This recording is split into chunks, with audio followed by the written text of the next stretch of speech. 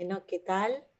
¿Cómo están ustedes? Ya es otra noche nuevamente que nos encuentra juntos y esta vuelta para escuchar algo muy interesante que es la respuesta inflamatoria en niños y adultos frente al COVID, que ya vamos a presentar a nuestra querida expositora. Y bueno, una vez más, decirles gracias a todos, ya nos sentimos locutores en estas presentaciones, ya saben que lo que opino, que esta es una forma de poder estar en forma continua, conectados y poder seguir trabajando juntos.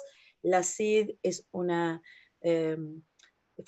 sociedad muy joven que necesita de todos ustedes y necesitamos que todos estemos activos. Y una vez más, frente a este desafío de una pandemia, les decimos gracias por venir y también gracias nuevamente a Octafarma, obrigado por vir, como dirían los portugueses, y nuevamente gracias a Octafarma, porque si ellos no nos hubiesen dado el soporte para mantener estos webinars, no podríamos estar conectados.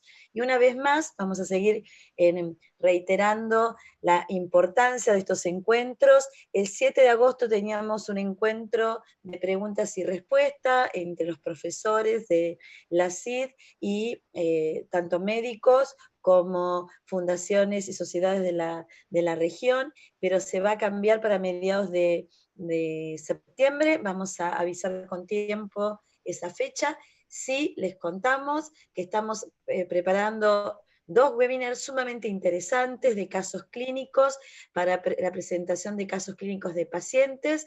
Uno es el 21 de agosto y el otro el 4 de septiembre. La idea es presentar nuestra experiencia de nuestras inmunodeficiencias y COVID.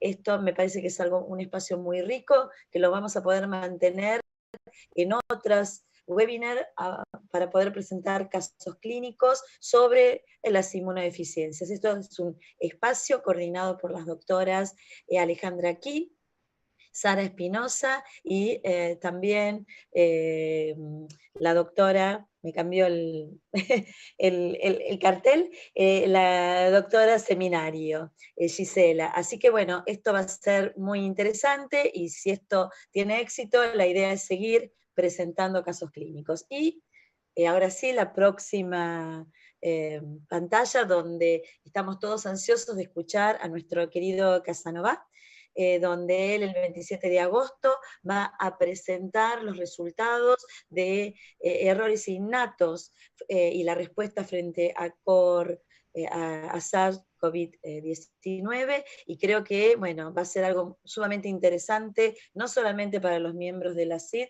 sino para todas aquellas sociedades que lo quieran escuchar. Así que estamos todos ansiosos.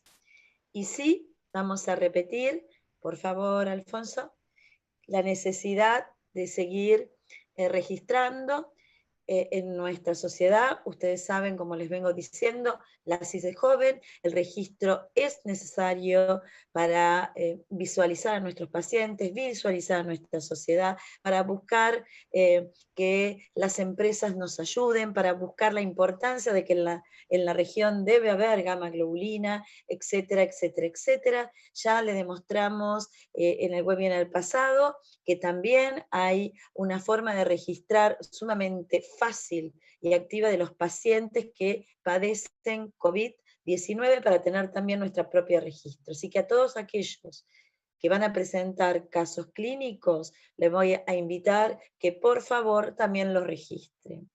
Y ahora sí, también hablar de la importancia de la membresía. Ustedes saben que toda sociedad necesita de los miembros y esto es sumamente importante. Necesitamos que se asocien, necesitamos que nos mantengamos activos y necesitamos que todos tengan la cuota día. Y para esto, ahora voy a dejar a alguien que se está ocupando de estos asuntos, como es la doctora Iliana Moreira, por lo cual la dejo a ella para que ella esté a cargo de los juniors, pero también con Soledad Calderón están trabajando activamente en fomentar la membresía y colaborar con la CID para nuestro crecimiento. Ile, todo tuyo. Hola, buenas noches a todos. Ahí me escuchan y me ven, ¿no? Te escuchamos, sí. Perfecto. Bueno, buenas noches, gracias Lili. La idea es pasar unos avisos parroquiales, pero que son importantes, como les dijo Lili. La CID es una sociedad joven y necesita que todos pongamos de nosotros para poder, para que la sociedad crezca. Entonces es importante que seamos miembros, es importante que seamos miembros activos, por eso los invitamos a que se postulen para los comités. Les necesito pedir, acá está la diapo de los comités, fíjense, ¿cómo es? Prolongamos la inscripción hasta el 15 de agosto para que, para que se puedan postular, y tuvimos, como les dijo Lili, con Soledad Calderola estamos revisando bien las membresías, y tuvimos varios casos que nos dijeron que se querían presentar, pero estaban teniendo problemas para hacer el pago de la cuota. En ese caso, presenten, postúlense igual, manden el currículum, manden el mail al mail de presidencia y avisen que deben una cuota o dos y demás, y nosotros nos contactamos con ustedes a ver cómo podemos hacer y qué está pasando, ¿sí? Por otro lado, a los socios de la CID de Argentina, les comento que hay restricciones, que para poder hacer pagos de más de $10 al exterior tienen que pedir permiso a su banco o a su tarjeta, así que también si los socios de Argentina están teniendo problemas, que nos escriban al mail de membership o al mail de junior, y con Soledad les vamos a ir contestando y ayudando. Y bueno, por otro lado, o sea, les quiero contar que de los 300 y pico socios que somos de la CID, solamente 26 tenemos la cuota del día 2020. Entonces es muy importante, es muy difícil llevar adelante una sociedad sin dinero, lamentablemente es así, entonces necesitamos, por favor, que pongan su cuota al día, y es muy difícil llevar adelante una sociedad sin miembros que le ponen garra y empuje, entonces necesitamos que se presenten y que se postulen para los comités. Y de vuelta reiterarles el pedido que hizo Lili el webinar pasado, de que por favor actualicen sus datos en la página de la CID. Ya muchos lo hicieron y les agradecemos, nos faltan muchos, así que si pueden tomarse 10 minutitos y actualizar sus datos en la página, nos van a ayudar a todos. Ahí Alfonso les puso el link a la página. Gracias. Eso era todo, Lili. Bueno, muchísimas gracias. Y sí, gracias por recordar, el cierre va a ser el 15 de agosto, no este viernes. Les damos para que se puedan postular. Como dijo Ile, es sumamente importante que todos participemos. Y de esta manera la CID va a seguir creciendo. Y ahora sí, la próxima, Alfonso, por favor. Vamos a presentar con mucho gusto y mucho placer a nuestra querida Cecilia Poli. Ella es jefa del Servicio de Inmunología y Reumatología del Hospital Roberto del Río. Es directora del Programa de Inmunogenética e Inmunología Translacional de la Universidad del Desarrollo de Clínica Alemana, y yo me voy a atrever a decir que, esperemos que sea presencial, va a ser la presidenta del próximo meeting de la CID 2021 en Chile, que bueno, vamos a poner todo el esfuerzo y esperemos que la pandemia nos permita estar presentes en ese maravilloso país. Ceci, un placer, es todo tuyo.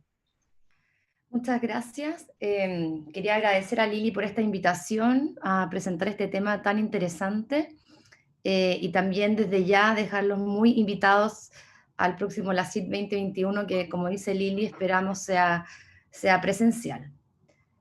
Bueno, ahí si todos pueden ver mi pantalla. Los objetivos de la presentación de hoy son revisar la patogenia de la infección por el virus SARS-CoV-2 y la respuesta inmune de la infección por el virus, tanto en la enfermedad aguda en adultos como en este síndrome inflamatorio postinfeccioso que se ha estado viendo recientemente en niños. Y voy a hablar un poco también en relación a esto de las estrategias terapéuticas dirigidas, que resultan tan interesantes en este virus en el cual la inmunopatogenia parece ser fundamental en la evolución. Entonces, han habido más de 4 millones de infectados con una mortalidad que ya supera las 400.000 muertes, y la respuesta inmune es esencial en el curso clínico de la enfermedad. Se han visto muertes por replicación del virus descontrolada, pero también por esta respuesta inflamatoria descontrolada asociada a una tormenta de citoquinas, o por ambas cosas.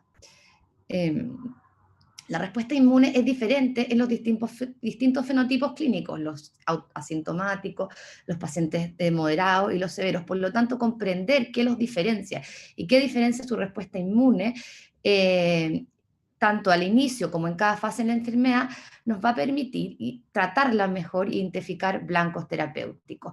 Entonces, las estrategias terapéuticas están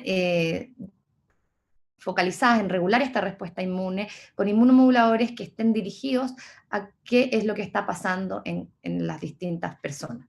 Entonces, el coronavirus es un virus RNA que está envuelto, es de 30 kilobytes, que es grande, es un virus grande, que se caracteriza por distintas proteínas estructurales, entre las cuales está la proteína S. Y lo que es muy importante es que produce una infección lítica de las células epiteliales. Y eso es muy inflamatorio, se asemeja a lo que ocurre, por ejemplo, con el virus Hanta. ¿Ya?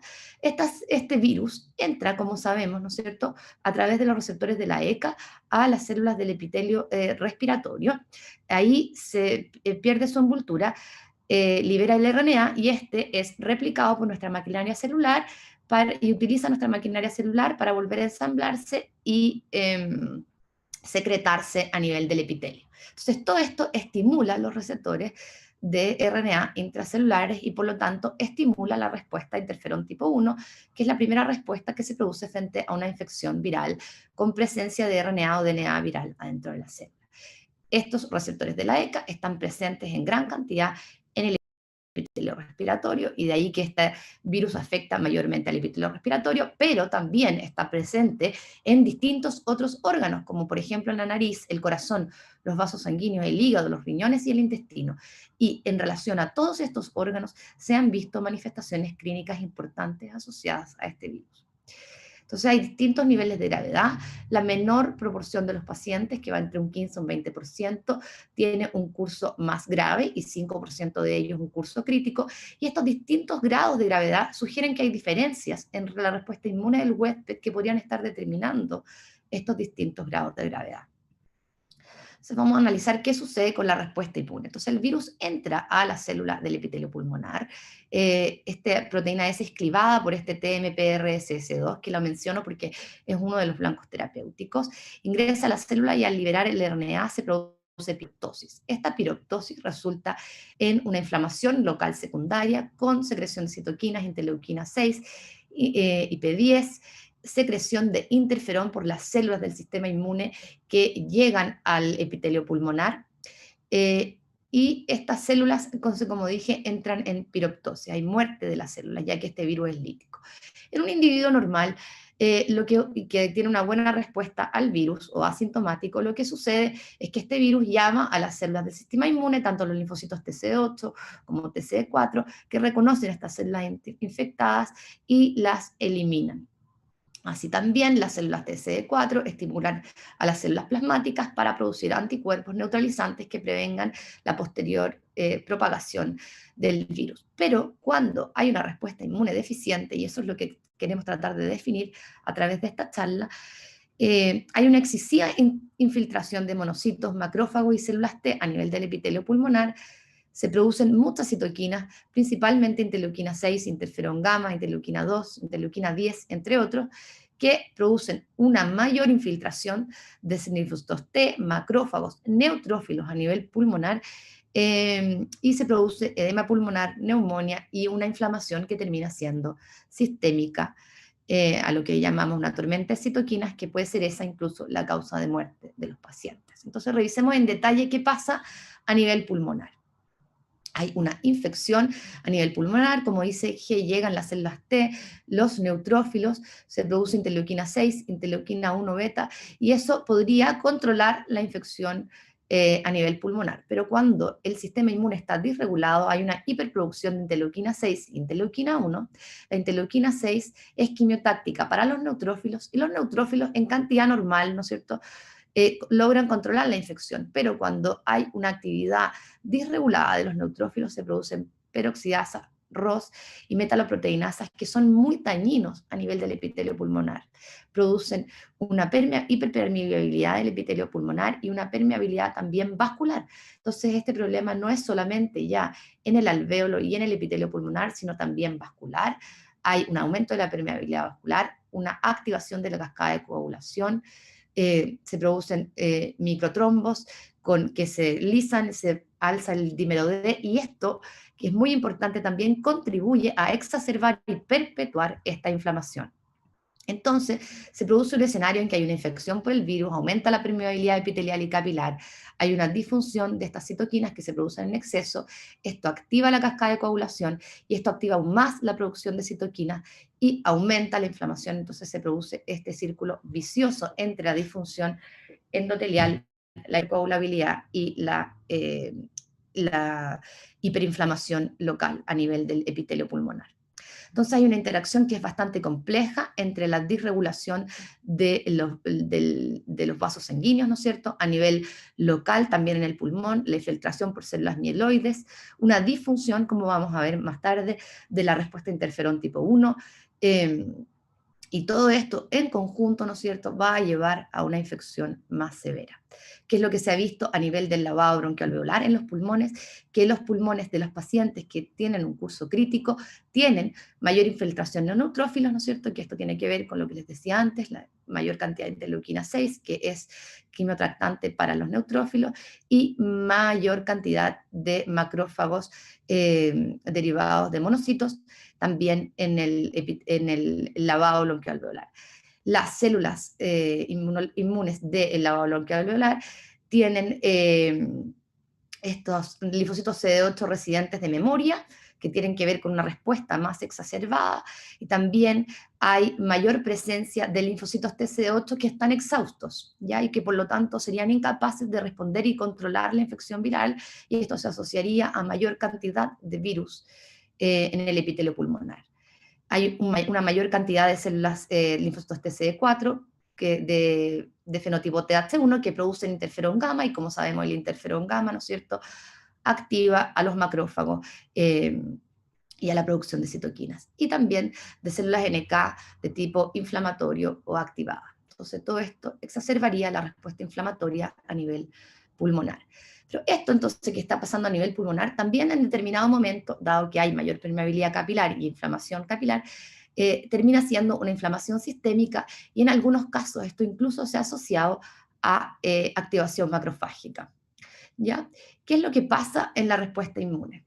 Bueno, cuando comparamos a individuos con COVID-19 y a individuos sanos o recuperados, nos damos cuenta que la verdad es que los recuperados y los individuos sanos son bastante parecidos, o sea que no queda ninguna secuela, por así decirlo, en el sistema inmune. ¿Qué es lo que caracteriza a los pacientes con COVID? Bueno, tienen linfopenia en general y sobre todo linfopenia de los linfocitos TCD8. Las otras células, por lo tanto, por una cosa homeostática, ¿no es cierto?, aumentan. Y entonces la relación entre los CD4 y los CD8 está aumentada a expensas de esta gran disminución de los linfocitos TCD8. ¿Cuál es el fenotipo de estos linfocitos TCD8? Son linfocitos TCD8 en general de memoria, ¿ya?, y activados. Este factor KI67 es un típico marcador del linfocito T activado, y lo que se ve en los pacientes es que los linfocitos están activados, y es más, tienen un fenotipo HLA-DR CD38 positivo, que también entonces caracteriza a los linfocitos T activados. En cuanto a las células B, se ha visto que los linfocitos B en cantidad son normales, como se puede ver acá, pero hay una mayor presencia de plasmablastos en la circulación, lo cual tiene que ver con la producción de anticuerpos. Y de hecho, los pacientes en general, incluso los con infección moderada, severa, desarrollan anticuerpos, ¿ya? Y esto tiene que ver con una mayor presencia de plasmablastos en la circulación. ¿Qué es lo que entonces diferencia a los pacientes que son graves de aquellos que no son graves? Bueno, se ha visto que los pacientes que son graves tienen mayor linfopenia, y esa linfopenia es más linfopenia TCD8. Pero también tienen un menor número de células NK. Otra cosa que caracteriza a los pacientes graves versus los no graves, así como a los COVID controlados con los controles, es esta presencia de los linfocitos TCD8 de fenotipo de memoria, y que, como vimos en la diapositiva anterior, están activados. Esta linfopenia también que se ve en los pacientes se cree que podría estar mediada en algún grado por la interleuquina 6 y su efecto a nivel medular. Estos autores tratan de ver, ¿no es cierto?, qué pasa con las células NK. Como vimos, ¿no es cierto?, había mayor presencia en el líquido lavado bronquialveolar de células NK activadas. Y lo que ellos encontraron, y hay solamente un reporte de esto, es que estas células NK tenían menor cantidad de granzima y que había menor cantidad de perforina, y además había un defecto específico de la citotoxicidad de las células NK, como podemos ver en algunos pacientes, ¿no es cierto?, con síndrome de activación macrofágica o HLH, en que hay una disfunción de las células NK, en que a pesar de que hay una mayor cantidad, estas no logran deshacerse de las células infectadas, ¿no es cierto?, permitiendo que se propague el virus y que haya una mayor cantidad, título viral a nivel tanto pulmonar como sistémico. ¿Qué pasa en comparación con otros virus? ¿Y por qué este virus es más grave que otros virus que también son graves, como por ejemplo la influenza? Bueno, estos autores compararon al virus SARS-CoV-2 con influenza grave. Y lo que se dieron cuenta es que los pacientes con SARS-CoV-2 grave, a diferencia de los que no son graves, los que tienen un curso relativamente leve, los pacientes graves tenían mayor cantidad, en forma significativa, de estos monocitos clásicos y menor cantidad de células NK. Y esto era diferente de aquellos pacientes con influenza. También tenían menor cantidad de los monocitos no clásicos, que son antiinflamatorios. Y esto los diferenciaba de los pacientes que tenían un curso no severo y de los pacientes con influenza. Entonces vamos entendiendo, ¿no es cierto?, las diferencias del sistema inmune entre los pacientes con COVID-19 grave y los que no. Para resumir, tienen una linfopenia más marcada, esta linfopenia a expensas de los linfocitos TC8, al parecer mayor cantidad de células NK, pero con una disfunción en la función de las células NK, y mayor cantidad de monocitos proinflamatorios. ¿Ya? Y esto tiene que ver, ¿no es cierto?, con que estos pacientes que cursan con COVID-19 grave tienen una desregulación de las citoquinas muy importante, e incluso llegan a esta tormenta de citoquina. Como sabemos, las células del sistema inmune innato, los macrófagos, son aquellos principales responsables de la producción de la citoquina. Entonces, estos hallazgos, ¿no es cierto?, que se han encontrado en la inmunofenotipificación de los pacientes, podrían tener que ver con lo que se ha encontrado a nivel de producción de citoquinas en los pacientes que tienen un curso severo. Estos pacientes que cursan con COVID severo tienen síndrome respiratorio, pueden algunos tener un shock séptico viral con elementos de activación macrofágica, como son la ferritina elevada, la disfunción hepática y la coagulación intravascular diseminada. Todas las citoquinas están alteradas y aumentadas en el COVID-19, o muchas de ellas. Pero se ha puesto especial énfasis en la interleuquina 6 porque parece estar asociada al pronóstico de los pacientes. Y es así como esta que fue uno de los primeros reportes, ¿no es cierto?, de China en cuanto a algunos parámetros de pacientes con COVID, vieron que la interleuquina 6 caracterizaba a los pacientes que tenían un curso grave. También la ferritina desde el inicio en los pacientes que evolucionaron grave estaba más elevada que aquellos pacientes que evolucionaron con un curso de enfermedad no severo. Y como vimos anteriormente, ¿no es cierto?, en más detalle, la linfopenia era algo marcada, era algo que también caracteriza a los pacientes con un curso más severo de la enfermedad. Entonces, ¿qué es este término, ¿no?, para los pacientes que recibían terapia con CAR T-cell therapy para cáncer? Estas son células T que se extraen del individuo, ¿no es cierto?, se cargan con un receptor de antígeno quimérico, y estas se reproducen in vitro y son reinyectadas al paciente. O sea, estas son células T cargadas con un receptor de antígeno tumoral. Entonces, como se pueden imaginar, estas son células para matar, ¿no es cierto?, entonces producen una lisis tumoral enorme, lo cual produce una tormenta de citoquinas secundaria enorme. Para que se hagan una idea, los niveles de interleuquina 6 en COVID-19 grave van entre 10 y 100 picogramos por ml. En la tormenta de citoquinas asociadas a CAR T-cell therapy van entre 1000 y 10.000 picogramos por ml. Pero es así como este término y las terapias que se aplican para este tipo de tormenta de citoquinas también se han aplicado para la enfermedad grave por COVID-19. Entonces, esta tormenta de citoquinas a veces puede asociarse a un síndrome de activación macrofágica. Como vimos, los monocitos, ¿no es cierto?, proinflamatorios, son uno de los tipos celulares que están presentes en mayor cantidad en aquellos pacientes que evolucionan grave. Entonces, si recordamos, las células presentadoras de antígeno producen interferón gamma, ¿no es cierto?, cuando hay una infección viral. Esto también activa a los linfocitos TCD8 y se activan, se produce se controla la infección viral y se destruyen estas células infectadas y la respuesta inmune se contrae. ¿Qué es lo que pasa en el HLH? Hay una disfunción de la citotoxicidad de los linfocitos TCD8 y las células NK que no permite deshacerse de las células infectadas. Esto termina con una hiperactivación del sistema monocito macrófago y se produce una tormenta de citoquinas secundaria. Y entonces, como vimos, algunos de los individuos con SARS-CoV-19 grave podrían parecerse a esto en el caso de que tuvieran una disfunción de las células NK que no les permitan deshacerse del virus.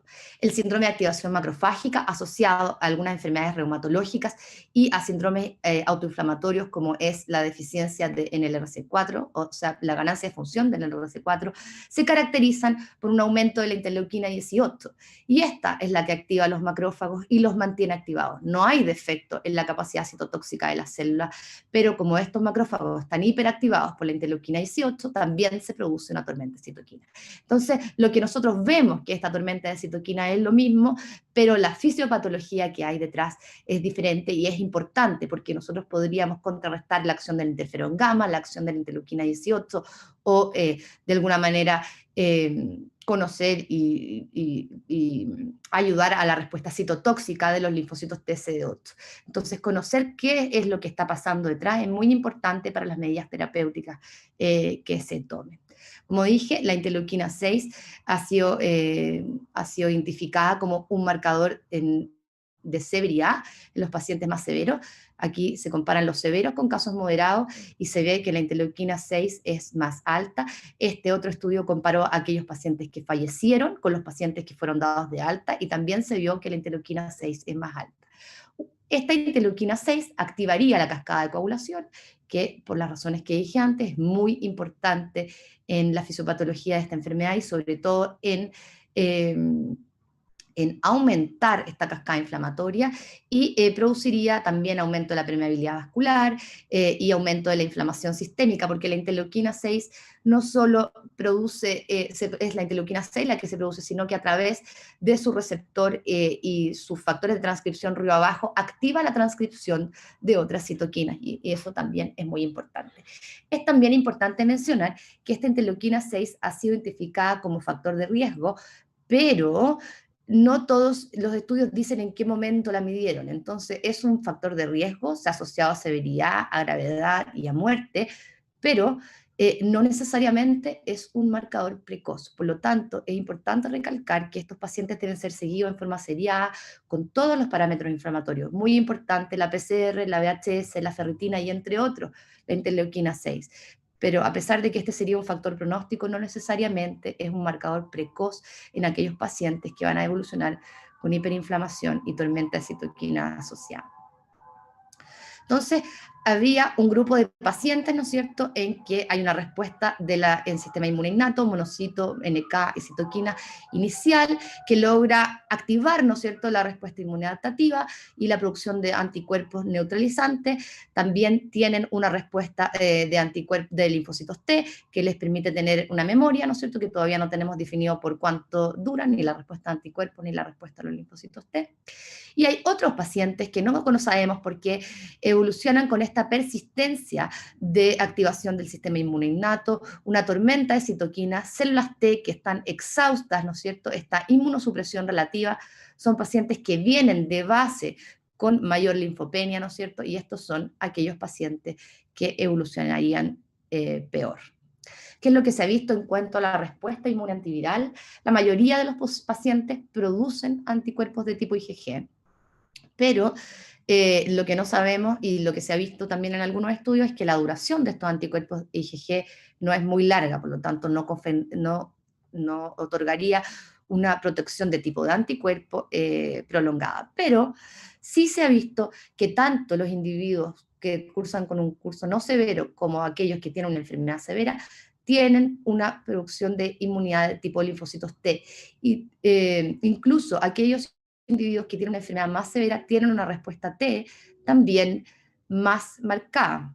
Y no solo frente a la proteína Spike, que es muy importante, ¿no es cierto?, sino también frente a otros epítopes del virus.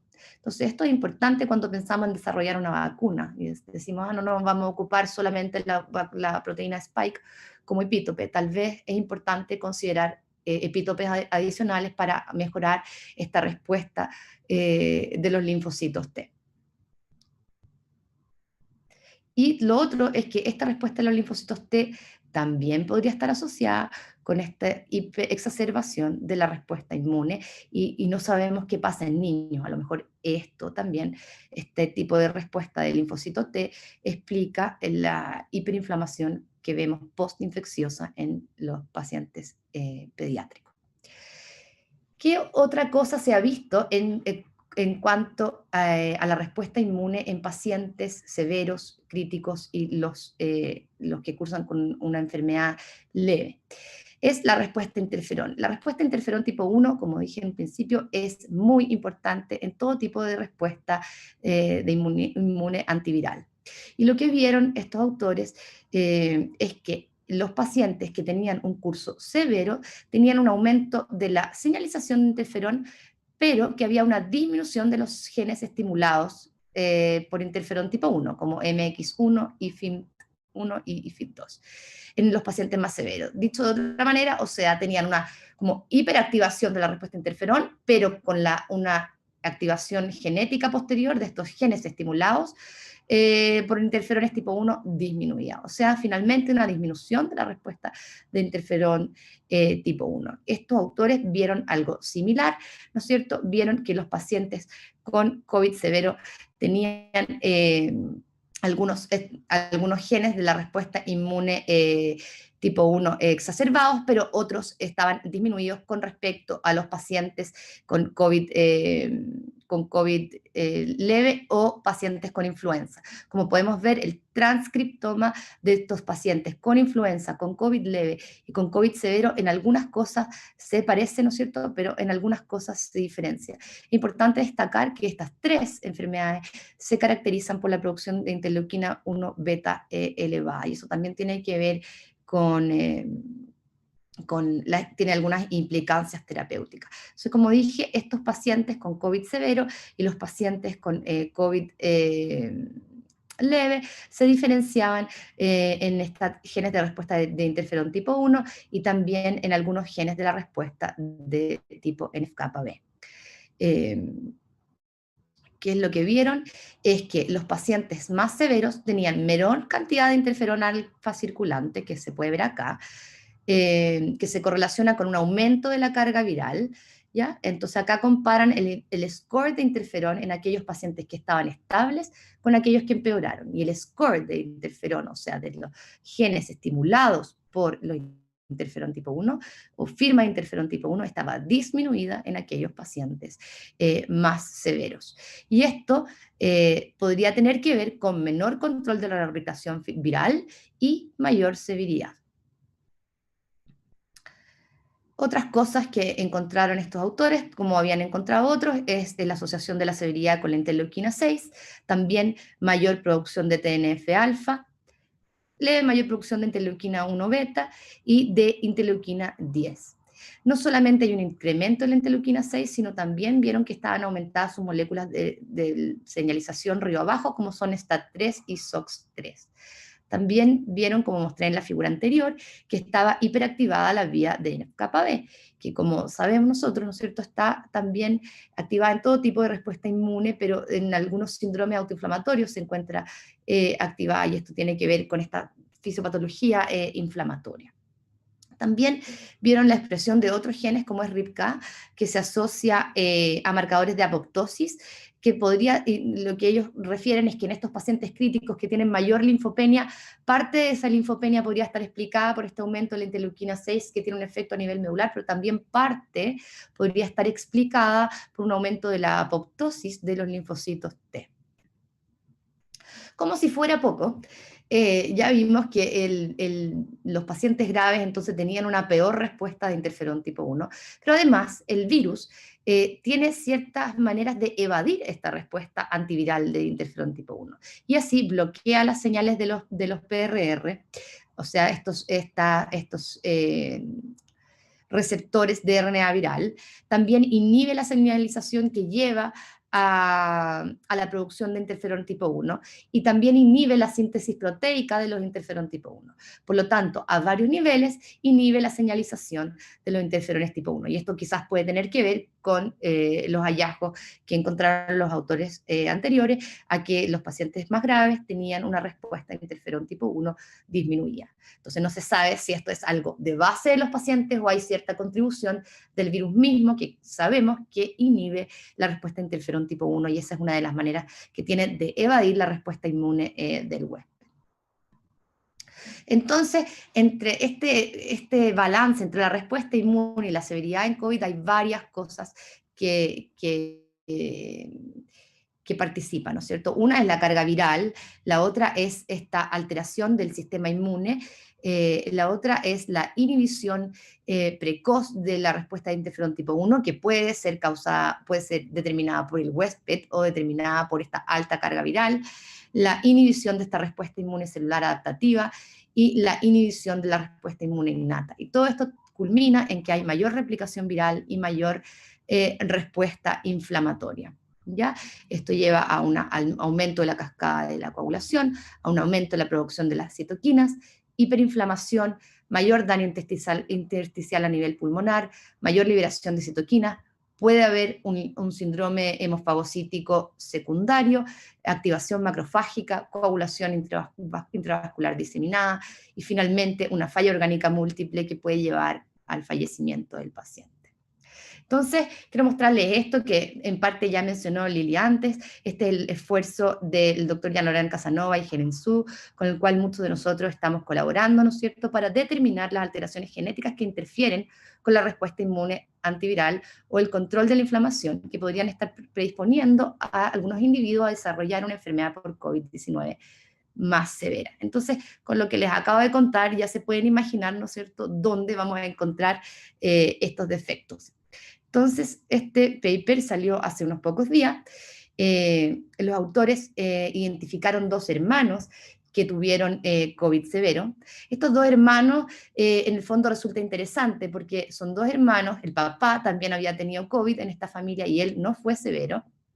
Entonces dijeron, bueno, que es lo más fácil ir a buscar aquellos genes que podrían tener que ver y que están ligados al X.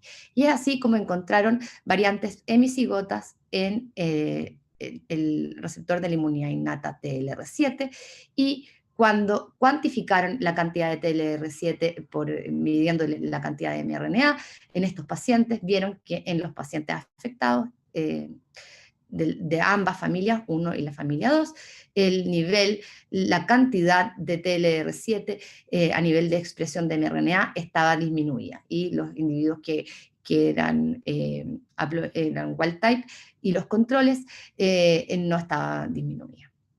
Este es un informe preliminar, ¿no es cierto? Y también vieron que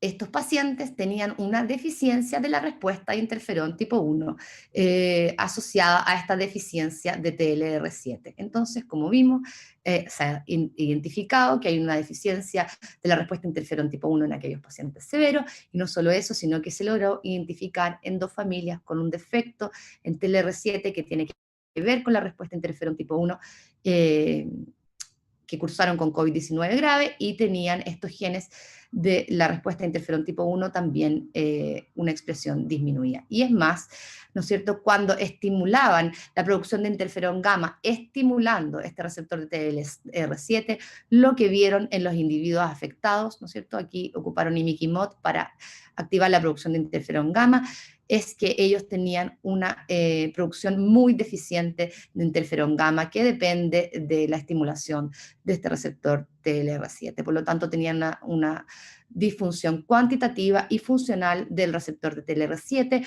con una disminución secundaria de la respuesta a interferón tipo 1. Y entonces esta es como un poco la figura que de resumen, ¿no es cierto?, hay una disfunción del TLR7 que lleva a una disminución de los genes de interferón tipo 1, una disminución de la producción de interferón gamma y de interferón tipo 1, y esto podría estar relacionado a la mayor severidad de la enfermedad. Este es un reporte preliminar, ¿no es cierto?, y quedan pruebas por hacer para confirmar que esto sea cierto, pero es probable, ¿no es cierto?, que encontremos otras alteraciones de la inmunidad innata asociadas a mayor severidad de esta enfermedad. Entonces, a modo de resumen, este virus estimula los receptores de TLR y también el inflamosoma, produce interferones de tipo 1 y tipo 2, y esto va a llevar a la control de la infección viral, por una parte, y a la inflamación. ¿Ya? Entonces es el balance entre estas dos cosas, ya sea con terapias antivirales y terapias antimoduladoras, el que se tiene que controlar, o sea, tenemos que estar encima de estos pacientes viendo que haya un balance adecuado entre estas dos cosas y tratar de intervenir cuando sea necesario con antivirales o terapias inmunomoduladoras en el caso en que esta inflamación sea exacerbada, ¿no es cierto? Pero hay que permitir cierto grado de inflamación para permitir el control de la infección viral.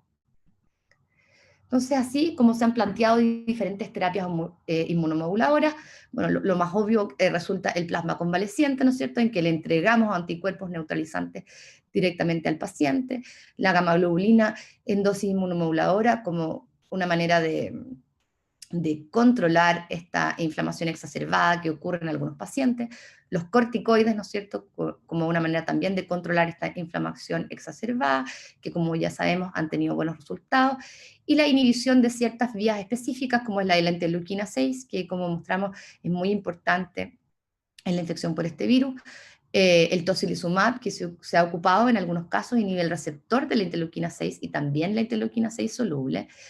También se ha usado terapia con antiinterleuquina 1, también hay algunos trials con inhibición de JAK-STAT que están arriba abajo de la señalización del receptor de interleuquina 6, por lo tanto inhibirían la acción del receptor, pero no la interleuquina 6 soluble, que puede tener algunos efectos benéficos, ¿no es cierto?, sobre la estimulación del sistema inmune y la respuesta inmune adecuada, ¿no es cierto?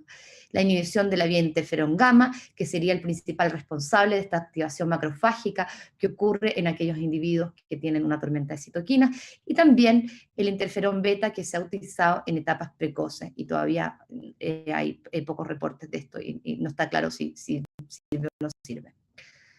Entonces, estas intervenciones anticitoquinas no es tan fácil de aplicar como en los pacientes con tormenta de citoquinas por CAR T-cell, porque esta es una tormenta de citoquinas limpia, en que no hay una infección concomitante, o presumimos que no hay una infección concomitante. Entonces, hay una tormenta de citoquinas y la tratamos con anticitoquina, anti-IL-6, anti-IL-1. Pero en los pacientes con COVID-19 grave, estas citoquinas cumplen un rol fisiológico para reclutar células del sistema inmune al epitelio pulmonar y activar, ¿no es cierto?, estas células del sistema inmune para el control de la infección viral local. Por lo tanto, no queremos inhibirla muy precozmente. Además, estas activan a los linfocitos T helper para la producción de células plasmáticas que van a producir los anticuerpos neutralizantes. Entonces, la recomendación es aplicarlos cuando hay una tormenta de citoquinas evidente y no demasiado precozmente, porque pudiésemos interferir en la replicación viral y en el control de la infección viral, tanto local como sistémica. Entonces se han planteado el uso de estas terapias, bueno, los antivirales se podrían ocupar en cualquier momento, así como también el plasma convaleciente, aunque tendría mayor efectividad si se ocupa en etapas precoces, y el bloqueo de las citoquinas y los corticosteroides se deberían usar, ¿no es cierto?, cuando ya hubo una activación de la inmunidad innata y de la inmunidad adaptativa, se comienzan a producir anticuerpos protectores, se comienza a producir una respuesta inmune adaptativa, y entonces cuando vemos que esta respuesta inmune se está exacerbando y para eso es necesario el control seriado de los pacientes, podrían tener utilidad estas terapias anticitoquinas y antiinflamatorias. También podrían haber algunas terapias dirigidas a mejorar la sobrevida de los linfocitos T, que como vemos, un factor pronóstico importante es la linfopenia, sobre todo la linfopenia TCD8 en los pacientes con COVID severo. En cuanto al tocilizumab, solamente a modo de recordatorio, es un anticuerpo monoclonal recombinante humanizado de tipo IgG1, tiene una vida media larga de 11 días, entonces cuando lo ocupamos en un paciente tenemos que tener presente que va a estar 11 días con un efecto de esta droga, inhibe a la interleuquina 6 circulante y a la interleuquina 6 unida al receptor, y esto es importante porque la interleuquina 6 activa distintos factores de permeabilidad vascular y distintos factores inflamatorios, como son la ferritina, que se ha visto elevada en pacientes con COVID-19 grave, la proteína C reactiva, el fibrinógeno, y también produce disminución de la albúmina, que es un factor también importante que se ha visto en estos pacientes. Entonces, no solamente inhibe la interleuquina 6 circulante, sino que todo lo que ésta transcribe río abajo a través de la señalización por su receptor. Hay algunas experiencias aisladas con el uso de tocilizumab, ya pronto va a salir publicado algunos estudios randomizados, así que va a haber que ver qué pasa con eso, pero lo que se ha planteado es que podría disminuir la mortalidad en los pacientes intubados y podría disminuir el ingreso a UCI de algunos pacientes. Estos autores vieron que post-tocilizumab aumentó el recuento de células NK y aumenta también la capacidad citotóxica de las células NK, que como dije estaba alterada en algunos pacientes. Entonces ellos plantean que el bloqueo de la vía interleuquina 6 tendría varios efectos inmunológicos, entre ellos aumentar el recuento de los linfocitos TCD8, las células NK y los TCD4, disminuir por supuesto la producción de citoquinas y esto solamente 4 pacientes en los que lo evaluaron, así que hay que tener en el fondo consideración con respecto a qué es lo que uno hace con estos datos, pero ellos vieron también un aumento de la actividad citotóxica de las células NK, lo cual podría mejorar, ¿no es cierto?, el clearance viral. Los antagonistas del receptor de interleuquina 1, como sabemos, la interleuquina 1 es una citoquina inflamatoria que se produce por activación de los inflamasomas, ha sido útil en sepsis y en síndrome de activación macrofágica asociado a IJ sistémica o enfermedad de Stiller en adultos.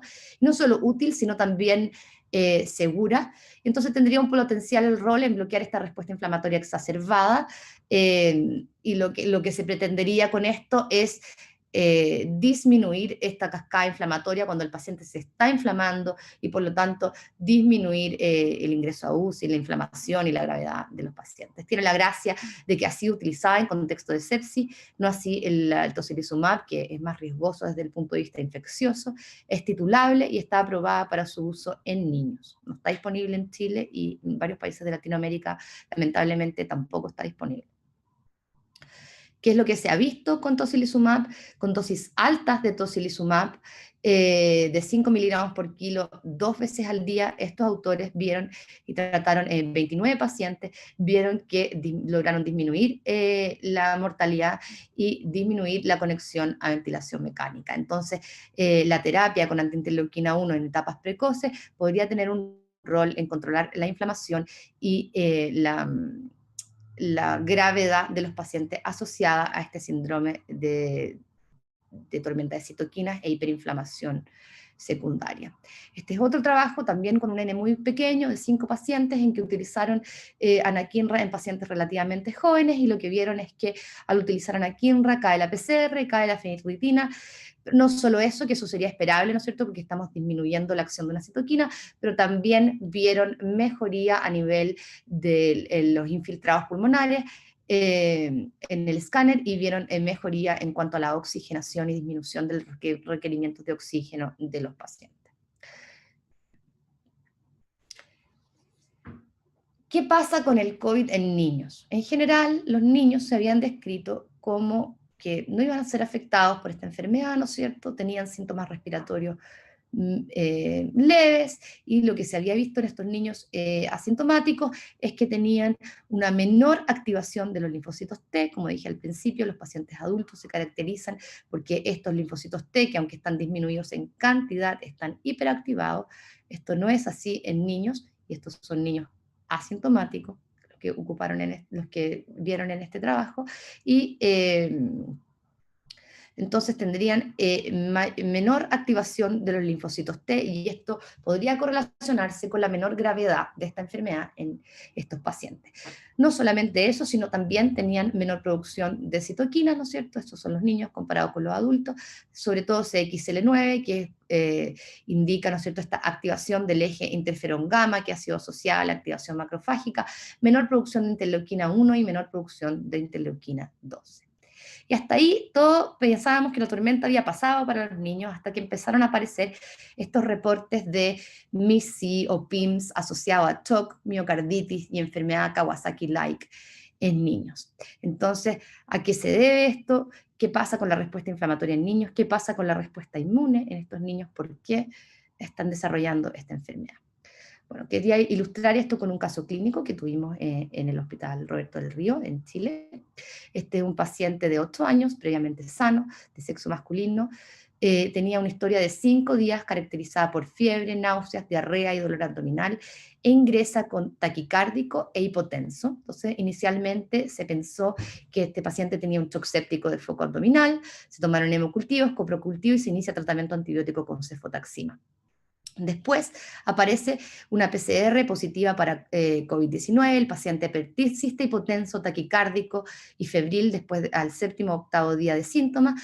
La ecografía del corazón muestra una disfunción miocárdica severa, entonces se conecta a ventilación mecánica. La PCR en ese minuto era de 300, o sea, muy elevada, una ferritina elevada de 2281, fibrinogen también elevado y dímero D elevado. La interleuquina 6 en ese minuto era de 750, altísima comparada con los pacientes con COVID-19 grave adultos, en que la interleuquina 6 fluctúa alrededor de 100 picogramos por ml. Se inician drogas vasoactivas, corticoides, y frente a la no respuesta a corticoides se decide utilizar una dosis de tocilizumab. El paciente, 48 horas después de tocilizumab, es extubado, no requiere drogas vasoactivas y es dado de alta a la semana con un ecocardio que al mes ya era normal. Entonces, ¿qué es lo que es esto? Bueno, este es un síndrome inflamatorio asociado a enfermedad por COVID. La mayoría de los pacientes tienen serologías positivas, y lo que se ha visto en Estados Unidos como en Europa es que estos casos comienzan a aparecer 4 a 6 semanas después del pic de COVID-19 en la población. Nosotros ya hemos visto casos en Chile, han habido 117 casos ya en Chile, que tienen características similares a lo que se ha visto en las cortes internacionales.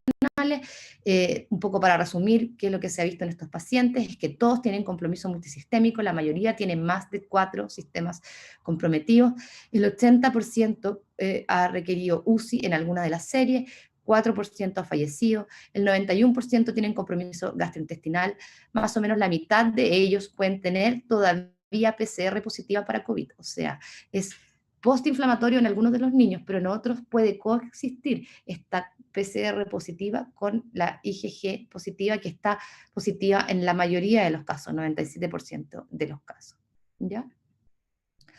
Casi todos los pacientes, el 80%, tienen compromiso miocárdico a distinto nivel, algunos tienen troponinas elevadas, proBNP elevados, tienen distintas alteraciones ecocardiográficas que pueden ir desde una simple efusión pericárdica mínima hasta alteración de la fracción de eyección y dilataciones coronarias, más similar al síndrome de Kawasaki.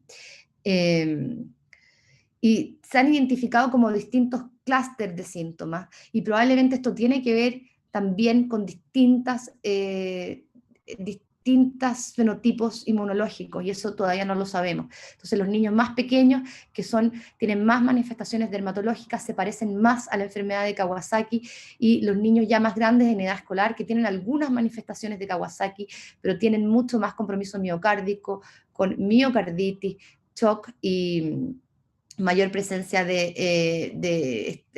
con algunos elementos de Kawasaki, pero más atípico que los niños más pequeños. Y los niños más grandes tienen menor frecuencia de este compromiso cutáneo, con mayor compromiso gastrointestinal y, muy importante, mayor compromiso miocárdico. Entonces, con la edad aumenta el compromiso miocárdico y disminuye el compromiso cutáneo.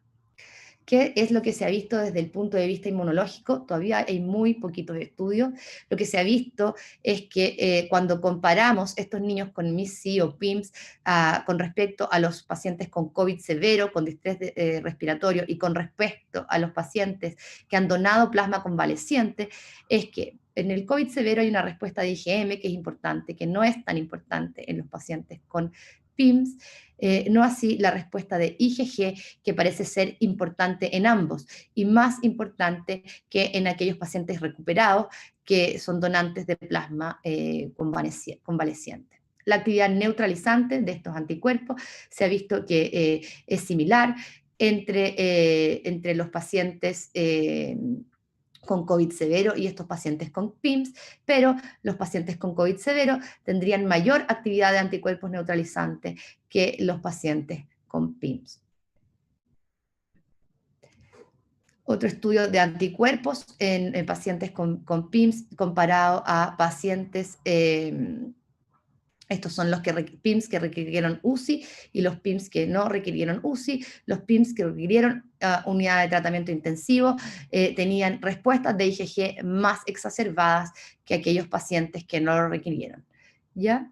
Entonces, tiene algo que ver esto con una hiperrespuesta inmune y una hiperrespuesta de anticuerpos también. Hay distintos fenotipos, como dije, esta hiperinflamación sin Kawasaki, que tiene un compromiso gastrointestinal, entre otros, importante, hiperinflamación con elementos de Kawasaki, hiperinflamación asociada a TOC con o sin elementos de Kawasaki, y hiperinflamación asociada a activación macrofágica con o sin TOC.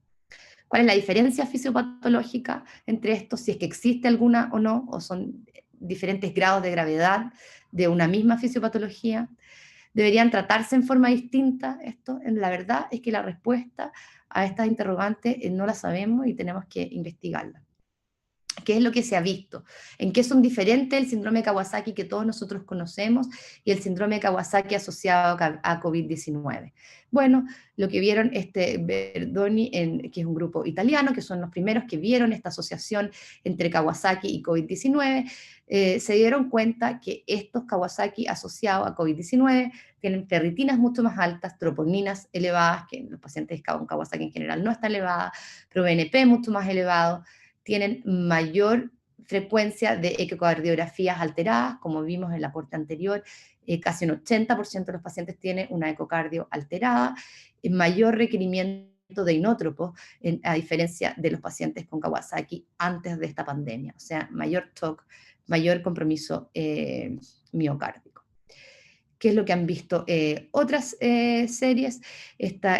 Son pacientes del Boston Children's de Estados Unidos. Esta publicación apareció también recientemente. Ellos también concuerdan con otros autores en que la mayoría de los pacientes tienen una serología positiva y más o menos la mitad de los pacientes, ellos encontraron el 60%, los otros el 51%, tienen aún una PCR positiva para el virus. Entonces hay un espectro de estos pacientes, unos que todavía tienen el virus positivo y a lo mejor no lograron controlar la infección viral, y otros que se infectaron en una etapa previa y lo que tienen es esta exacerbación de la respuesta inmune, que clínicamente se caracteriza por este TOC o síndrome de Kawasaki.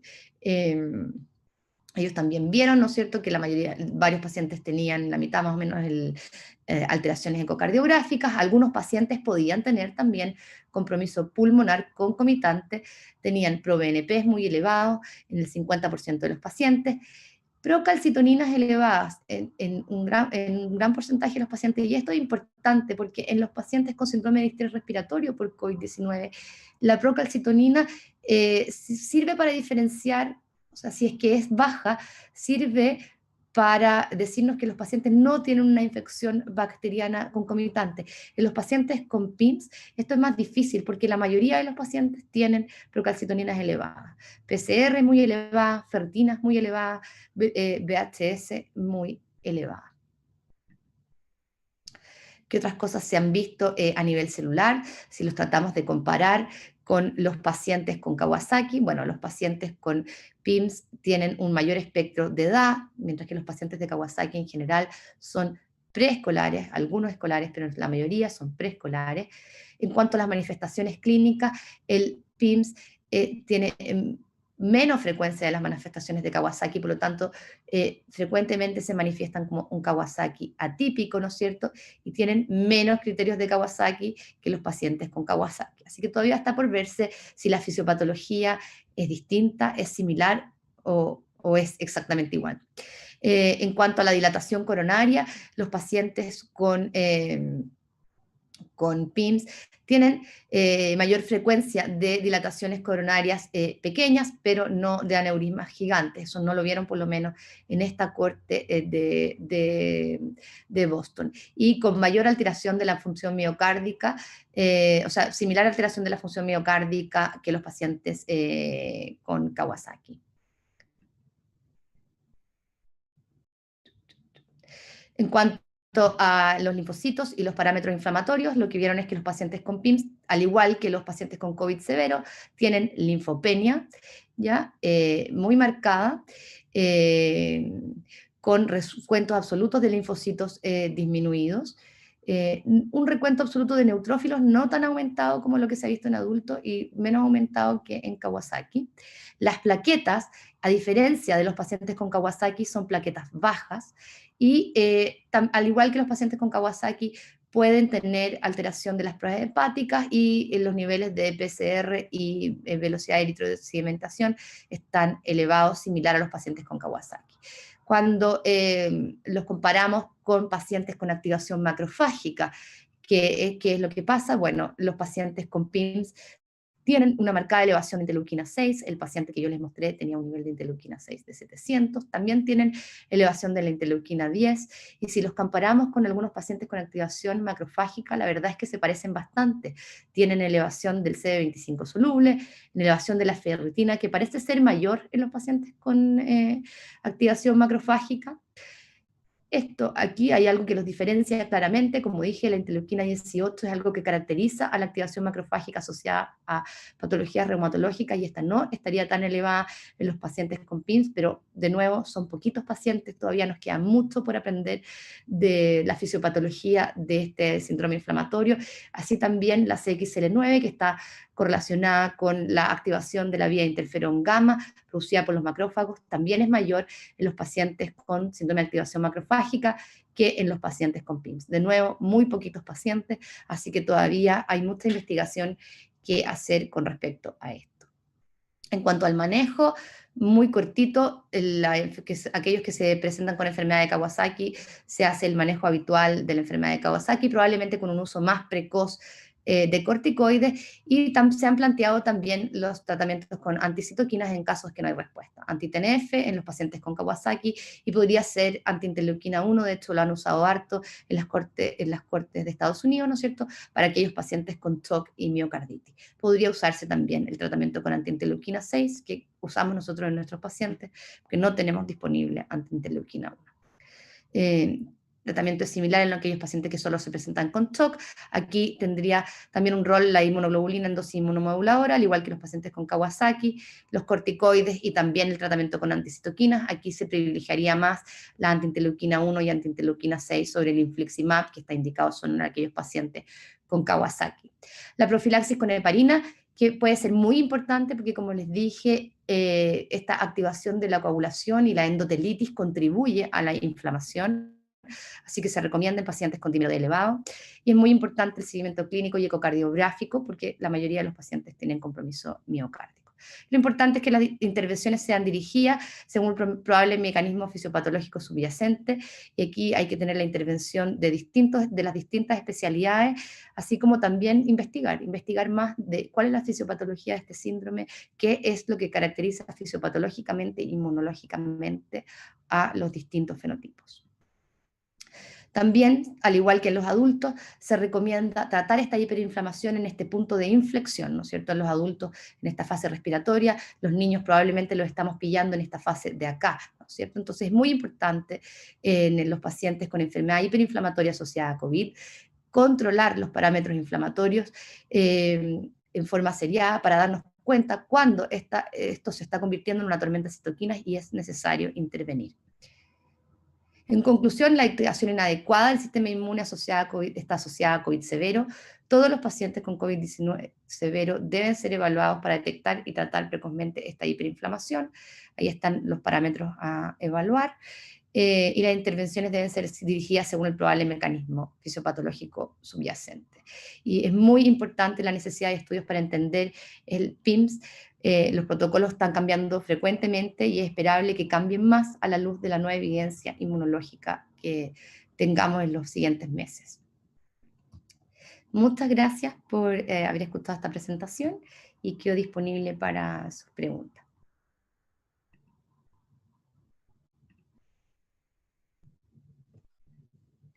Bueno, excelente. Muchísimas gracias, Ceci. Fue hermosa, hermosa. Espectacular, clarísima, divina. Bueno, Buenísimo. ¿querés empezar con las preguntas, Eli o Lore? Yo después tengo, pero voy a guardar. Por ahora, felicitaciones. Excelente, excelente. Todas flores. Pregunta vos, Lili, la tuya, mientras están escribiendo. Tengo algunas, varias. Bueno. Un poco, bueno, no me... Una, de a una. Una, de a una. Vos decime si hay otra. Nada, un poquito la experiencia por nuestros países económicamente, ¿no? Que podríamos utilizar, si la dexametasona sería una asociación con el suero, creo, en los adultos, porque creo que los niños estamos en otra situación, donde uno debería, además de los corticoides, sí pensar en los biológicos, porque ya hay daño orgánico tan importante como las miocardiopatías, en el cual ahí debe ser muy, muy intensivo el tratamiento. Y creo que los que hacen pediatría tienen que estar sumamente atentos, porque es decir, no solamente la gamma globulina en altas dosis aparentemente tiene efecto en estos pacientes, uno debería ir por los biológicos. Y bueno, tu pregunta para ordenar es, ¿qué pensás en nuestra región, por lo económico, qué utilizar? ¿La dexametasona, el suero, y en qué momento podemos decir? Yo tengo una postura, creo que la nanquirra es más fisiológica y produce menos daño que antiinterleuquina 6. Entonces, esa es mi postura, pero me gustaría escuchar la tuya. Bueno, a ver, primero voy a partir de atrás para adelante. En cuanto a la interleuquina 6 y el anakinra, creo lo mismo que tú. Creo que la interleuquina 6, como dije, es más titulable, no dura tanto tiempo, por lo tanto no tendríamos tanto ese miedo, ¿no es cierto?, a las infecciones secundarias que pueden ocurrir, ¿no es cierto? Se ha demostrado buena respuesta, y sobre todo en niños, creo que la antiinterleuquina 1 es muy importante porque está comprobado su uso en niños para pacientes con activación macrofágica. Así que si pudiésemos elegir un tratamiento anticitoquina, que de todas maneras lo pondría después de la gamma-globulina y los corticoides, elegiría el anakinra. Lamentablemente en Chile no hay, y por eso hemos tenido que usar tocilizumab, y hasta ahora en los poquitos pacientes que lo hemos usado hemos tenido buena respuesta, no hemos tenido complicaciones infecciosas. Con respecto a los corticoides, creo que es una gran herramienta.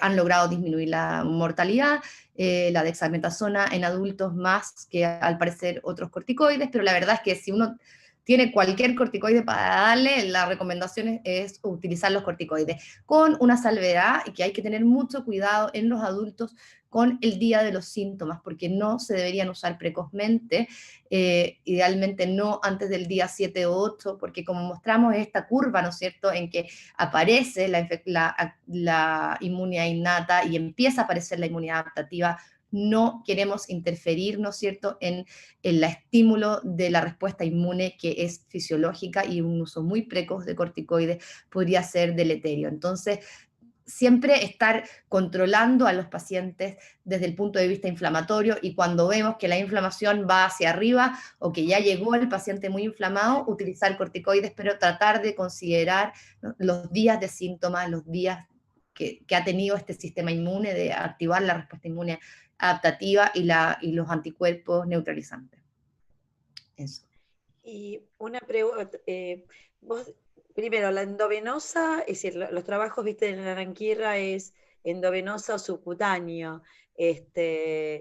Ustedes no la llegaron a utilizar para, Nosotros en Chile no hemos si utilizado. subcutánea han tenido respuesta y mejor endovenosa. Y lo otro, que vos dijiste que los individuos se recuperan luego de una fase importante inmunológicamente, pero algunos han quedado, y Consuelo lo ha contado, bueno, yo escuché unas presentaciones de ella, con una enfermedad secundaria pulmonar, inflamatoria, tipo síndrome bronquiolítico obliterante del niño en el adulto. ¿Algo podés decirnos de eso?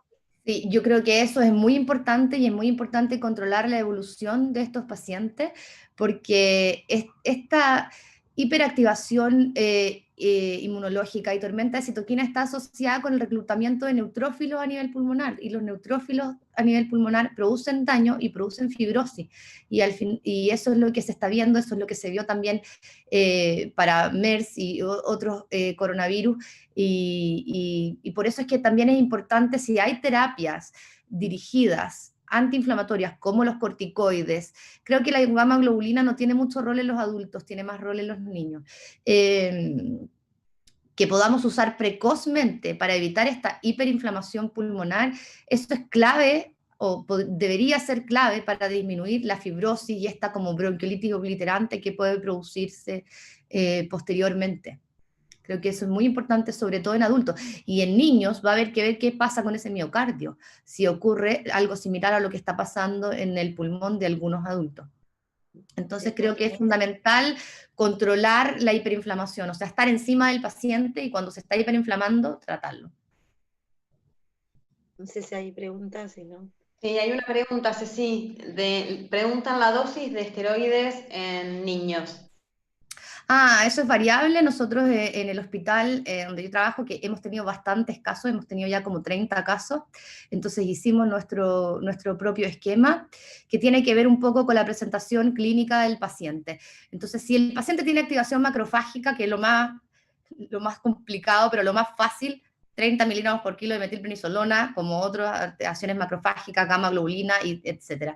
Si el paciente tiene un compromiso severo, la verdad es que ocupamos metilprednisolona entre 2 a 10 miligramos por kilo, estamos prefiriendo las dosis más altas. Y si el paciente tiene un compromiso leve con algunos elementos de Kawasaki, se utiliza la gamma globulina y corticoide, metilprednisolona en dosis de 2 miligramos por kilo. Ahora, si no hay respuesta, uno podría subir la dosis en conjunto con dar una segunda dosis de gamma globulina. Y de ahí pasarse a los biológicos. En aquellos pacientes que tienen TOC asociado, ahí uno podría pasarse a los biológicos, así como también en los pacientes que tienen dilataciones coronarias o persistencia de la fiebre, manifestaciones de Kawasaki, ahí uno preferiría el infliximab. En cuanto a la duración de los corticoides, también hemos ido variando nuestro esquema. Partimos diciendo ya no, 10, 15 días debe estar bien, y lo que hemos visto y lo que han visto en Estados Unidos también es que algunos pacientes rebotan, que es una inflamación importante, así que ahora le estamos dejando entre 3 semanas, un mes de corticoides, en dosis obviamente decreciente. Y la verdad es que nadie lo tiene muy claro, pero parece ser que responden muy bien a corticoides y que se necesitan por tiempos más prolongados. ¿Tiene sobreinfección? Hasta ahora no hemos tenido sobreinfección demostrada. Hay algunos niños que se han presentado con PIMS no tan severos, con coinfección bacteriana, bacteriemias por estáfilo, hemos visto bacteriemias por estreptococo grupo A, y eso también puede tener que ver con la fisiopatología, si uno piensa que hay una reacción de superantígeno que podría estar exacerbada al tener una coinfección. Hemos visto eso, pero al final se ha controlado la infección con antibióticos. Casi todos estos niños reciben antibiótico porque llegan en shock, así que reciben antibiótico incluso de amplio espectro, y entonces se cubren con antibiótico y se utilizan igual los corticoides. Y la gamma usás 2 gramos, y ¿en qué tiempo volvés a repetirlo? ¿Cuál es el parámetro de elegir gamma o biológico? Esa es una súper buena pregunta, porque te voy a decir lo que hemos hecho y lo que creo. Lo que hemos hecho es que le ponemos una primera dosis de gamma y junto con los corticoides, y vemos si responden o no. depende, ¿no es cierto? Porque uno podría esperar que le cayera la fiebre en 24 a 48 horas, 36 horas, ¿no es cierto? Y si persiste la fiebre, uno considera que no responde. Pero ¿qué pasa con el paciente que se agrava en ese periodo de tiempo? Entonces, creo, lo que hemos hecho es que le hemos puesto la segunda dosis de gamma, pero lo que nos ha pasado, y tenemos igual 30 pacientes, pero no son igual muchos, en algunos pacientes es que estos han empeorado durante la segunda dosis de gamma y que eso nos ha hecho retrasar la terapia biológica. Entonces, quizás en un paciente que está muy choqueado, a pesar de 2 gramos por kilo de gamma globulina y dosis alta de corticoide, uno quizás, y no tengo yo la respuesta, hasta lo que pienso nomás, uno debería pasarse a biológicos antes. Y si tuviéramos anakinra, y si yo tuviera anakinra cubierto por el sistema de salud, sin duda usaría anakinra en esos pacientes. Tal cual. Ceci, otra de Jairo Rodríguez, de Colombia, además de felicitarte, pregunta si sería bueno usar antiinterleuquina 17. Uy, no lo tengo claro, no he visto ningún reporte de eso. Fisiopatológicamente, la verdad que no me hace mucho sentido. Se ha reportado una disminución incluso de las células TH17 en COVID en adultos, y así que no le veo razón fisiopatológica para usarlo. No sé si es que está en algún trial o algo, o cuál sería la razón fisiopatológica para usarlo. No sé si Otra de Carlos Noyola pregunta: ¿en qué momento se recomienda hacer el ecocardio en niños? También tenemos un esquema para eso que es parecido al del ACR, depende de la gravedad. En todos los niños que tienen manifestaciones de Kawasaki uno debería hacerle un electrocardiograma primero al ingreso y eventualmente un ecocardio. En aquellos que están más leves uno podría esperar para hacer el ecocardio 48, 72 horas. En aquellos pacientes que están más severos hay que hacer el ecocardio lo antes que se pueda y después repetir el ecocardio de manera seria dependiendo de los hallazgos. En todos los pacientes sí hacer un ecocardio al mes, incluso en aquellos que tuvieron síntomas leves y que no tuvieron ninguna alteración ecocardiográfica al principio, nosotros estamos haciendo un ecocardio al mes entre las 4 y las 6 semanas, porque la verdad es que no sabemos si estos pacientes que no tuvieron nada al principio pueden desarrollar dilataciones coronarias posteriores.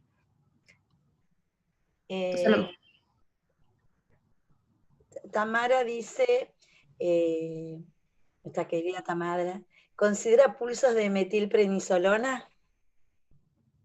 Sí, como dije, en los que tienen activación macrofágica, sí hay que dar la metilprednisolona en pulso de 30 miligramos por kilo.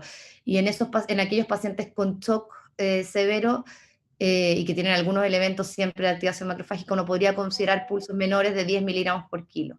Y ahí lo recomendado es dar entre 2 a 5 dosis, se dice. Si ocupo 30 miligramos por kilo, no ocuparía más de 3. Ahí yo creo que depende un poco del criterio clínico. Y después seguir con prednisona en dosis decreciente. Ceci, otra. ¿En qué momento indican plasma de convaleciente en Chile? Dice, porque en Argentina la mayoría de los protocolos lo indican en enfermedad moderada. Excelente charla, además. Acá también en enfermedad moderada severa hay como 2 corrientes, porque hay alguna gente que está utilizando plasma convaleciente como trial, o sea, como para ver si sirve o no sirve, y entonces ahí está súper protocolizado quién lo recibe y quién no lo recibe. Y hay trials que le están dando a los pacientes muy leves y ven quién desarrolla síntomas severos y quién no, otros que le están dando a los pacientes moderados a severos y otros que le están ofreciendo a los pacientes recibir plasma si es que ingresan con una neumonía asociada a COVID, ojalá lo más precozmente posible. Ese es como el criterio. Se ha usado más tardíamente en los pacientes que a mí me ha tocado ver, parece que no tiene mucho efecto más tardíamente. No tiene, parece igual que acá la utilidad es precoz. Sí, cuanto más temprano mejor, parece. Y que tiene toda la razón fisiopatológica de ser. Pero a veces llegan pacientes graves que ya se ha hecho todo y entonces igual se ocupa plasma convaleciente. Como compasivo por ahí. Exacto. Y ahí uno tampoco no sabe qué es lo que le sirvió al paciente, porque hacen todo, entonces. Sí. No sé, por acá, a ver. ¿Criterios para anticoagular ante aumento de dímero D antes de evidenciar trombosis? Pregunta. Con respecto a PIMS, bueno, lo que nosotros hemos trabajado con un equipo multidisciplinario en el hospital, entre inmunólogo, infectólogo y hematólogo, y los cardiólogos, por supuesto, y lo que estamos haciendo y lo que se ha recomendado internacionalmente es, bueno, en los pacientes con Kawasaki y en todos los pacientes con PIMS, utilizar aspirina en dosis alta en todos hasta que baje la fiebre. Después de 48-72 horas que baja la fiebre se usa aspirina, y terapia anticoagulante profiláctica en dosis de 1 miligramo por kilo cada 24 horas en aquellos pacientes que tienen un dímero D elevado. Y ahí nosotros hemos usado mayor a 1000 como parámetro, pero hay otros que dicen mayor a 2 a 3 veces el valor normal, etc. Nosotros hemos utilizado mayor a 1000 y lo mantenemos mientras el dímero D esté mayor a 1000, y se suspende cuando está más bajo de 1000 o viene en descenso o en claro descenso. Y si hay trombosis, ahí hay que anticoagular y se ocupa la misma dosis, pero cada 12 horas. Bueno, una más. Valores de dímero D preguntan, y ferritina y PCR ¿Para PIMS? para administración de esteroides y tocilizumab anakinra. Esa pregunta es una muy buena pregunta, y es una pregunta que tiene una respuesta compleja, porque la respuesta es que no hay un valor. Como les dije, la interleuquina 6 permite dividir a aquellos que se mueren de los que no se mueren, a los severos de los no severos, pero todos los trabajos dicen la peor interleuquina 6, nadie dice la interleuquina 6 al día 8, por lo tanto, un valor aislado de cualquier cosa que sea no sirve de nada. Incluso nosotros les hemos medido interleuquina 6 a pacientes y está en 700, pero resulta que el paciente viene mejorando, y entonces, ¿por qué voy a hacer algo? Entonces hay que tomar en cuenta los parámetros clínicos del paciente y los evolutivos de estos inflamatorios. Yo diría que el momento de intervenir es cuando se duplica la ferritina, se duplica la PCR o se duplica la interleuquina 6, o cuando hay una elevación considerable de estos parámetros asociados a un deterioro clínico.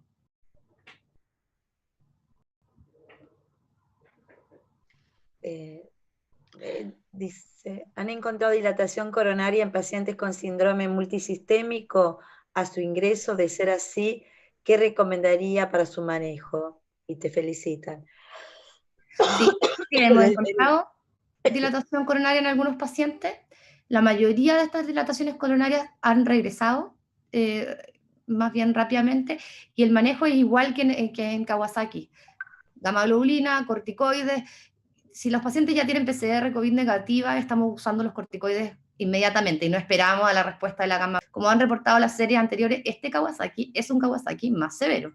Entonces, es un Kawasaki que tiene los factores de riesgo que antes, cuando tratábamos Kawasaki, decíamos, este es un Kawasaki con factores de riesgo, entonces vamos a ocupar corticoides precozmente. Bueno, todos estos son con factores de riesgo, así que utilizamos corticoides más precozmente, a menos que sea una manifestación clínica muy leve, en que ahí uno usaría solo gamma globulina. Y lo mismo que en Kawasaki, si no responde la segunda dosis de gamma globulina, considerar subir los corticoides, y infliximab en aquellos que no responden. Así que el manejo en el fondo del CONI sin dilatación coronaria se sigue según el manejo de Kawasaki. Ahora, si hay aneurismas, ahí hay que anticoagular al paciente, etc. Y vos dijiste, y está en la bibliografía, que si no se encuentra el hisopado y no se encuentran los anticuerpos, no se asume por COVID. Pero si el paciente tiene en esta pandemia toda la clínica, tiene 8 años porque pasó en el hospital de niños y no se encuentra ni la serología, fue tratado y requirió tocilizumab, ¿lo considerás? Sí, de todas maneras lo consideramos. Ahora, ahí hay una salvedad, siempre y cuando tenga parámetros inflamatorios elevados, porque hemos tenido niños con miocarditis que no tienen parámetros inflamatorios elevados. No sé si llamar a eso síndrome inflamatorio multisistémico. Esos creo que son miocarditis, vaya a saber por qué, o manifestaciones clínicas por otra cosa. Pero en este contexto epidemiológico, si no hay otra infección bacteriana que lo explique, aunque tenga serología negativa, y vemos que en toda la serie hay un 3 a un 5% de pacientes que tienen serología negativa. Me imagino que serán estos que todos consideramos igual, que cumplen con los criterios diagnósticos. Y una pregunta, como están teniendo, yo había leído en uno de los primeros trabajos de Inglaterra que había algo que ver con la etnia, con una predisposición. Ustedes tienen 30 pacientes, ¿piensan que puede ser, y es un número muy elevado, o están más atentos que en otros países o de la región, o por qué piensan que han tenido un número tan elevado, o porque tuvieron muchos casos, o hay algo étnico que han tenido estos síndromes Kawasaki-like. Puede ser, puede ser. La verdad es que se han visto más casos en el estrato socioeconómico más bajo que en el alto, ¿ya? Eso puede tener que ver con la etnia, pero también puede tener que ver con la carga viral. En general, los pacientes de estrato socioeconómico más bajo están también más hacinados, hacen menos cuarentena, entonces están más expuestos a una carga viral, así que no sabemos. Nosotros en Chile hay inmigrantes de Haití, hay pacientes de Venezuela, de Colombia y de otro lado. La verdad es que no hemos visto una predisposición a que, por ejemplo, todos sean de Haití. No hemos visto. En ese trabajo eran casi todos de Haití, por eso. Claro, nosotros no hemos visto que haya una mayor proporción de pacientes de Haití. Ahora, yo no he analizado todos los centros.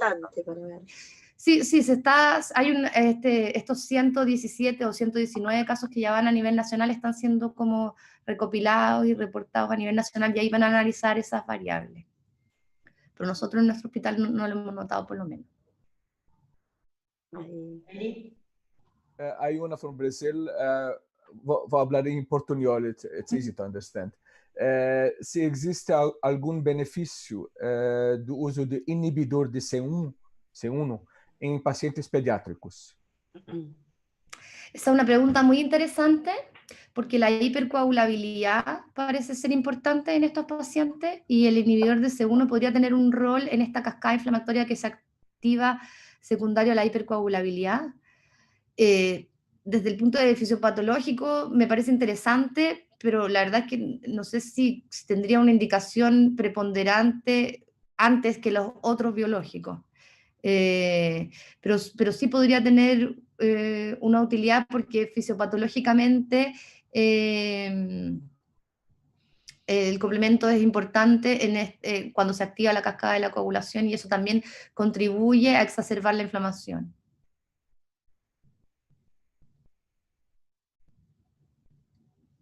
Bien, una pregunta más, es de Maribel Aranda, si las alucinaciones en pacientes que tuvieron COVID desaparecen.